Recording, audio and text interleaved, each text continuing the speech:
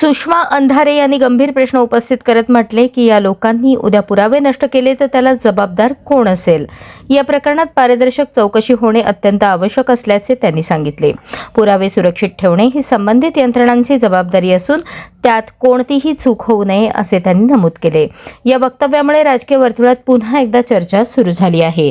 आता या प्रकरणात पुढे काय कारवाई होते आणि सत्य कसे समोर येते याकडे सर्वांचे लक्ष लागले आहे।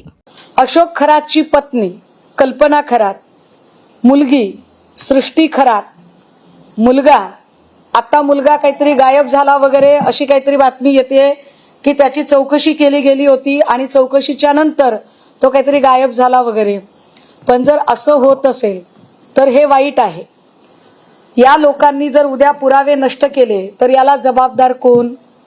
काय नेमकी SITची अडचण असेल की एकाच वेळेला खरातची मुलगी, खरातची पत्नी, खरात यांना ताब्यात घेतलं जात नाही?